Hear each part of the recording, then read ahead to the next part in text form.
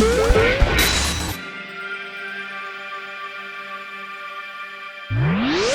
say that variety is the spice of life, though being able to make choices between one path or another can sometimes have unforeseen impacts. For example, choosing to get a takeaway over cooking might seem like a great idea at the time, but if it later turns out that your pizza joint of choice has been purchasing their pepperoni from a less than reputable source, you might be faced with the embarrassment of calling your boss in the morning and explaining why you won't be in. The same thing happens all the time in video games. A seemingly innocuous choice between two or more options may seem inconsequential, but you'll later find out that your decision has set in motion a number of events that have somehow led to a horrible outcome. Let's have a look at some, shall we? But it is worth noting you may be entering Spoiler Town, so keep that remote handy just in case you need to skip any entries. I'm Peter from TripleJump.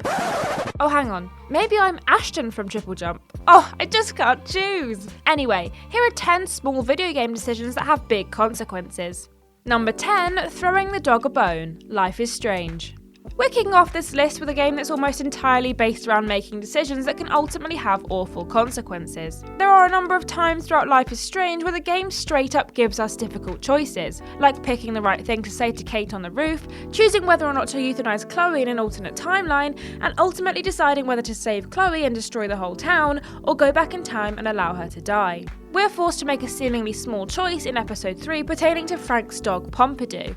Players must decide which way to throw the bone in order to distract him long enough that the girls can search Frank's RV. If the player opts to throw Pompidou's bone into the parking lot, the curious canine will bound over to it and enjoy his tasty treat in peace, leaving Max and Chloe free to dig around for evidence. If they throw the bone into the road, however, poor Pompidou will run into oncoming traffic and get hit by a truck. Our leading ladies will still get to look for clues, but the player will be racked with guilt because they've killed the dog. At least you will if you're not completely heartless. Number 9, choosing violence. Undertale. We've all had days where we've woken up and felt like choosing violence. However, societal expectations and the need to keep our jobs very often prevent us from doing so. Honestly though, if I come into the office one more time and find some sort of dead sea creature in the sink, I'm going to lose it. Fortunately, the world of video games allows us to choose violence on the regular, and oftentimes this comes without much in the way of consequence. This is, of course, unless you're playing Undertale, a game in which the cost of your genocidal ways is the destruction of the entire world. The in-game one, that is, not the actual world. God, that would be awful, wouldn't it? Admittedly, when we say that you have to choose violence in order to get this ending, you really do need to commit to the choice, as you'll need to murder absolutely every enemy you come across in order to achieve the genocide ending. Equally, however, deciding to kill just one enemy will prevent players from getting the true pacifist ending, so choosing any amount of violence will still have some sort of repercussion on the overall outcome of your game.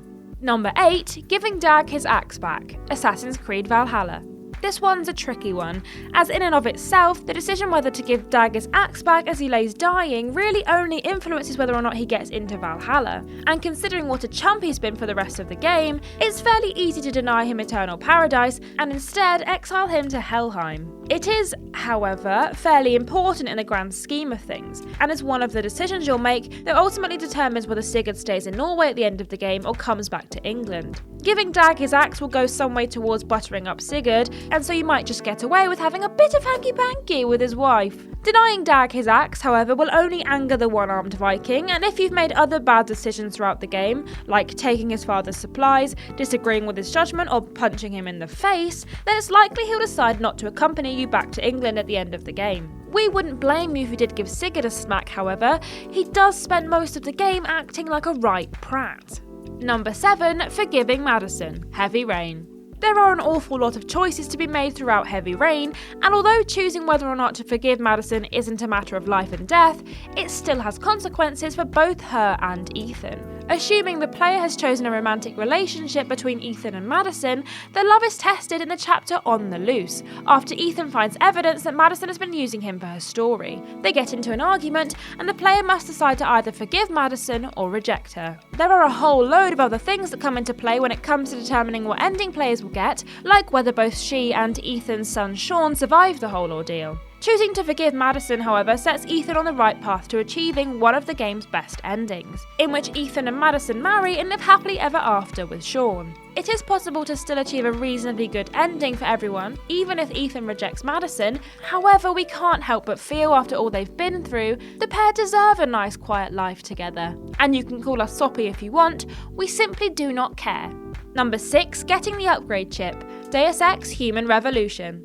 After having played the Deus Ex games, it's safe to say we'd probably be quite wary about getting any kind of cybernetic upgrades. Don't get me wrong, having a cybernetic arm would be great, especially if I can get it decked out with various kitchen gadgets, but there's always a chance that someone could hack into it and use it to throttle me in my sleep. This trepidation would surely serve us well when it comes to the offer of a new chip during the events of 2011's Deus Ex Human Revolution. After escaping the construction site, players are invited to take a limb upgrade, allegedly advised due to problems with the biochip technology, which are causing people to experience glitches. Well, we better hotfoot it over to our nearest clinic before things get any worse. Right? Well, as it turns out, this is all a ploy, as the biochip malfunctions have all been staged so that people panic and go and get a new biochip, one that's designed to control those with augmentations. Choosing to visit the clinic will mean that when Jensen faces off against Namiya, he's at a huge disadvantage because the chip disrupts his augs. Safe to say, this is one gift horse you should be looking right in the mouth. Sorry, boy. Number 5, investigating the noise in the caves, Until Dawn. This choice might seem a bit obvious to some, and if you've ever watched an episode of Scooby-Doo, you'll know just how bad of an idea it is to split away from the rest of the group. Still, as players, it's easy to allow curiosity to get the better of us, and it's incredibly tempting to try and be a hero and investigate the strange noise. While traversing the mines with the rest of the group, Ashley will hear a noise that she believes to be the voice of Jessica, a member of the group who is the first to go missing. Players can choose to ignore it and stick with the group, or go and investigate. If they stay with the rest of the survivors, then Ashley will go about her business physically unharmed. However, choosing to follow up on the suspicious sounds will see Ashley's head very quickly separated from the rest of her body. It's an absolutely brutal consequence to such a small choice, and sadly, once you've made the decision to split away from the rest of the party, there's no way to undo it. Still, at least you managed to save everyone else, right? Oh, whoops. Number 4, giving Barry his gun back, Resident Evil Remake. Trust can be a difficult thing at the best of times, but it can be even harder when you're placed in a position where you need to put your faith in someone who's previously betrayed you. This is the dilemma that players have to face during 1996 Resident Evil, as there comes a point in Jill's campaign where she is forced to choose between giving Barry his gun back or refusing to. By the time players have to make this choice, Jill is under the impression that Barry is a traitor. Barry has been working to eliminate any evidence that would point to Wesker's betrayal, though with that said, he's only been doing so as he's been blackmailed by the sunglass-wearing toe rag. If players choose to forgive Barry and give him his gun back, then he'll be able to help Jill in the boss battle against Lisa Trevor. But if they choose not to, he'll die a horrid death at the hands of her many tentacles. It really is a tough call. And whilst we can see why Jill would be reluctant to trust Barry after all he's done, we can also sympathise as to why he did it in the first place. Number 3, striking the deal with Dimitri, Grand Theft Auto 4. Although Grand Theft Auto 4 is a fantastic game on the whole, the ending very much puts you in a damned if you do and damned if you don't kind of position, because no matter what you choose, someone's going to end up dead. Despite fleeing Eastern Europe in order to try and leave his criminal past behind him, Niko Bellic is barely off the boat before he's once again embroiled in a life of shady dealings and mobsters. This is almost entirely the fault of cousin Roman, who has lured Niko to Liberty City with the promise of a lavish lifestyle, only for it to turn out that he's been lying his pants off and was in fact in a lot of debt to some pretty nasty people. Niko ultimately finds his place within the Pegorino crime family, who help him track down the man who had betrayed his unit during the war. And having finally got in closure, Pegorino asks him to do one more job. If he accepts, he'll be betrayed, and cousin Roman ends up getting shot at his own wedding, but if he refuses, the victim will instead be Niko's girlfriend Kate. Players have no way of knowing what fate awaits them, and it's a real gut punch to find out that either action will result in the death of one of Niko's loved ones. Number 2, harvesting the Little Sisters, BioShock. In fairness to anyone who's ever played BioShock, we've all harvested at least one little sister in our time, despite knowing full well that our actions would kill the poor little lass. We're not here to judge, and thankfully doing it just the once doesn't have any kind of impact on the ending of the game. Repeatedly choosing to harvest the little sisters, however, is a decision that will ultimately come back to bite the players in the bottom. It might seem like a good idea at the time, after all, harvesting a little sister yields twice as much Adam as rescuing her. However, it will mean that the player ends up with the bad ending. in which Jack turns on the girls and splices attack the crew of the submarine that finds the plane wreckage. That's what you get for murdering small children, I suppose. If players instead perpetually choose to rescue the little sisters, they'll be rewarded with a much nicer, good ending, in which Jack adopts 5 of them and raises them as his own daughters, giving each of them a chance at a happy life. In the end, isn't that worth a whole lot more than having slightly better telekinesis anyway? And number 1, having a snowball fight with Ciri, The Witcher 3.